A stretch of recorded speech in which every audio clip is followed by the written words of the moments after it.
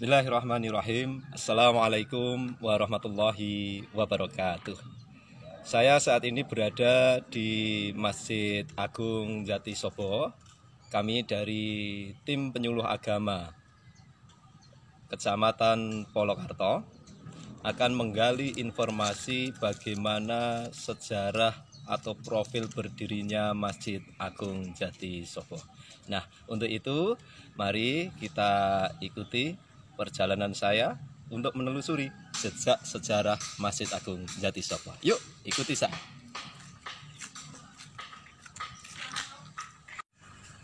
Assalamualaikum Bapak. Waalaikumsalam. Kenalkan, saya Heri, Bapak dari Penyuluh Agama Islam Kabupaten Kecamatan Polokarto. Keperluan kami untuk menggali informasi Masjid Agung Jatisobo. Saya dengan siapa menikah? Saya sebagai takmir masjid, nama saya Adi Sarmoko. Kebetulan saya di lingkungan sini. Mohon izin saya untuk duduk. Mangga. Penyuluh Agama Islam Kabupaten Kecamatan Polokarto.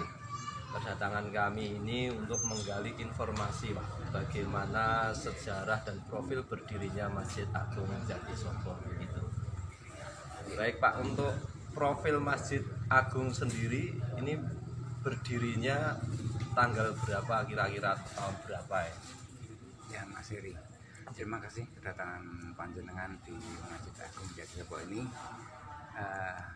Mungkin yang perlu kami sampaikan kepada Bapak sekalian bahwa Masjid Agung Jatisobo ini sudah berdiri cukup lama. Tapi untuk tanggal dan bulannya mungkin kurang kami mengerti karena cerita dari yang kami. Masjid ini bernama Masjid Agung Jatisobo. Begitu. Nah, kemudian tahun berdiri itu kurang lebih ya, itu hanya di prasasti di sana di dalam masjid itu sekitar tahun 1837. 1800. Mungkin pada awalnya mungkin lebih, belum sampai sekitar 1800-an. Tapi tertulis di prasasti masjid itu tahun 1837. Kan mungkin mendirikan kita mungkin langsung bisa seperti ini, tidak mungkin. Tapi pasti dari sedikit mungkin seperti zaman Nabi dulu, sedikit dulu. Tapi mulai ada tiang-tiang dan sebagainya ada. Kemudian alamatnya Bapak, ini terletak lokasinya di mana ini alamatnya ini? Untuk alamatnya di sini itu di Desa Jatisobo. Desa Jatisobo ya. Dan RT RW-nya sekarang sudah terbentuk. Itu RT 3, RW 6. RW 6 ya, Desa Jatisobo, Kecamatan Polokarto, Kabupaten Sukoharjo. Untuk para tokoh-tokoh yang ikut berperan mendirikan masjid ini, kira-kira Bapak masih ingat menurut yang tadi? Itu cukup panjang mas ceritanya. Sebetulnya itu panjang. Nah, perlu diketahui bahwa pendiri itu memang terfokus pada seseorang, tapi perjalanannya kan cukup lama, cukup berputar-putar dari wilayah ke wilayah. Pertama yang ditokohkan membuat masjid ya yang khotib imam. Yang khotib imam. Ya, itu yang ditokohkan di waktu itu ya Pak ya. Ya sampai sekarang. Nah, itu menurut cerita yang itu dulu di Gumpang Kartosuro. Oh gitu. Gumpang Kartosuro bersama Sinuwun Pakubuwono 2 atau 3 gitu ya. Sebelum geger Cina orang dulu ada geger Cina itu. Itu dari pemuda dia tuh diangkat sebagai ulama di keraton Kartosuro. Pada saat itu kemudian karena ada geger Cina itu bubar, tokoh-tokoh dan juga ulama-ulama itu bubar. Kemudian dia merantau kemana-kemana, termasuk yang khotib ini, yang khotib itu dari Kartosuro. Kemudian dia merantau ke daerah Magetan sana. Itu ya. Magetan tepatnya Gebak Keramat, kemudian tapi dulu namanya apa ya, mungkin bukan Gebak Keramat, dari Pak Keramat kemudian ke Desa Joho Jetis itu baru ke Madiun sana. Iya, ke Madiun di sana ya istilahnya merantau lah. Begitu Kemudian ya. dia berjalan lagi ke arah barat. Barat. Ke arah barat. Ya. Dia singgah di Masjid Kayu Apa. Oh, singgah dulu di Masjid Kayu Apa. Masjid Kayu Apa, kemudian dia mendirikan masjid ini. Oke. Kemudian tidak selang berapa lama, mungkin 2 atau 3 tahun, dia itu merantau kembali. Oh, begitu. Ya, ya. Merantau kembali, kemudian berjalan ke barat. Nah, dia menepi di sebuah hutan katanya, ciptaan Jimat di sebuah hutan di sini. Masih alas gitu ya. Gitu. Nah, itu mentap di itu. Kemudian tuh ceritanya itu dari kan Kartosuro kan sudah bubar ya, kemudian pindah ke Solo, Keraton Kartosuro itu. Oke. Nah, di situ kebetulan soko gurunya keraton itu ada yang kurang. Salah satu soko guru itu tiang, tiang yang besar. Tiang yang besar, penyangga yang iya, utama penyangga itu. yang utama. Kemudian dia mengutus punggawa keraton untuk mencari di mana ada pohon jati yang besar yang bisa dipakai untuk mengganti soko guru tadi. Ya. Kemudian punggawa itu kemana-mana berkeliling, kemudian ditemukan di sini. Oh, akhirnya ditemukan di sini di Jati Soko ini. Ya kebetulan di situ Eyang Khotib itu sudah bermukim. Ya, bermasyarakat kecil. Lama di sini bermasyarakat itu. Bermasyarakat di sini. Ya tidak banyak, hanya beberapa murid. Gitu ya. Kemudian di sini dia juga sampai pernah mendirikan pesantren ngaji di sini, nyantri di sini gitu ya. Nah, mulai itu kan ketemu sama yang itu, kemudian yang dipanggil ke Keraton Surakarta, yang intinya apa itu jati yang besar itu mau diambil oleh Sinuwun dan dipakai untuk itu. Kok jadi kayu yang ya untuk tiang gitu ya, untuk sokok gurunya yang besar gitu. Kemudian karena di sini juga masih wilayah dari Keraton Surakarta, yang Khotib itu minta izin kepada Sinuwun ya untuk mendirikan padepokan dan mendirikan sebuah masjid. Oh begitu.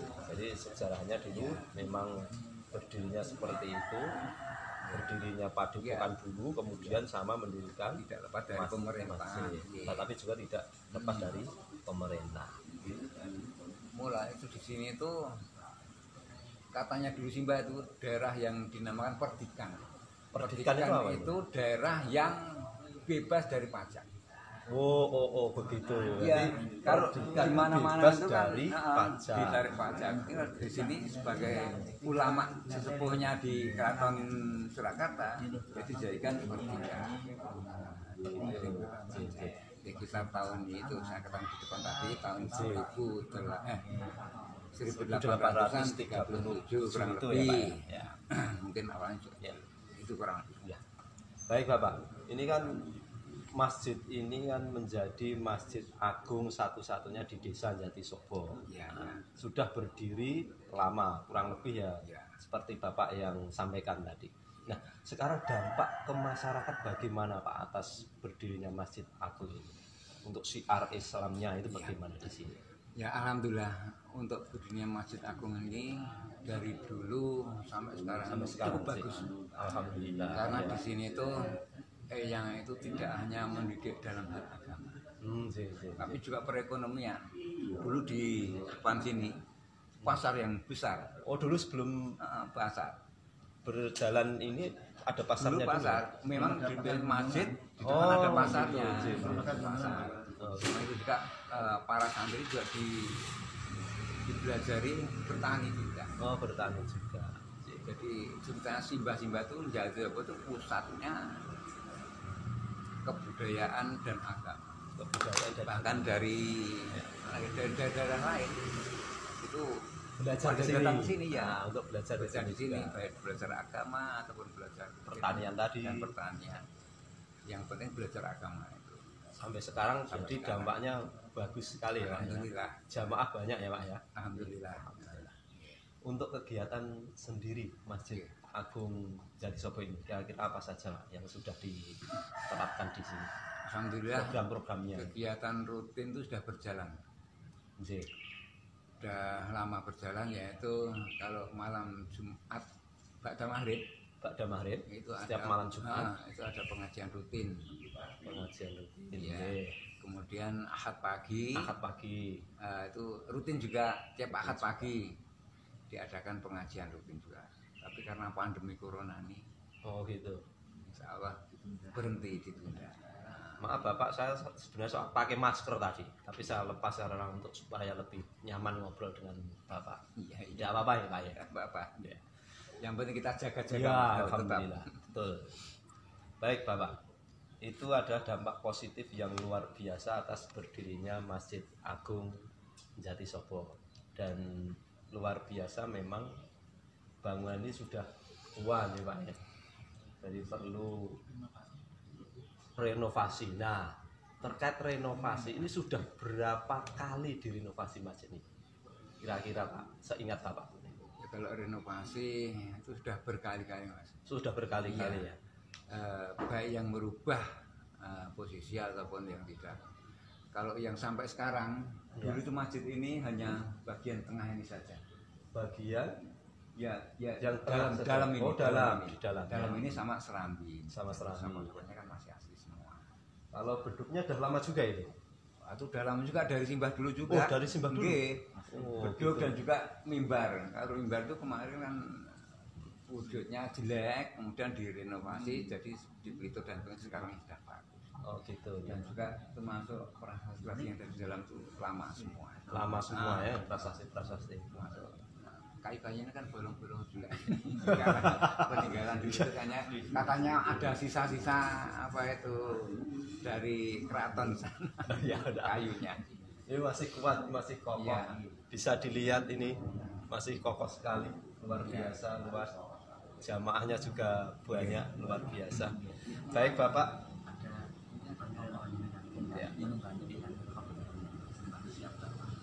Ya, kemudian ada tokoh lain selain siapa tadi? Eyang Khotib Imam. Ya, kalau tokoh-tokoh yang lain itu pada saat Eyang itu tidak dijelaskan. Oh, tidak dijelaskan. Mereka itu punya murid-murid yang dia itu menyebarkan. Cuma murid-murid itu. Muridnya siapa tuh yang kami tahu, murid yang Khotib itu Eyang Imam Dodo. Oh, Eyang Imam Wonorejo. Itu taruhannya kita belum tahu karena sudah periodenya lama sekali ya. Kita sudah berapa tahun, 200-300 tahun.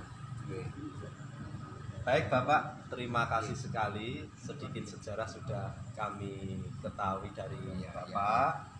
Semoga Masjid Agung Jatisobo ini betul-betul menjadi pusat peradaban Islam khususnya di Jatisobo dan umumnya di Kecamatan Polokarto ini ya Bapak ya. Terima kasih atas penjelasannya.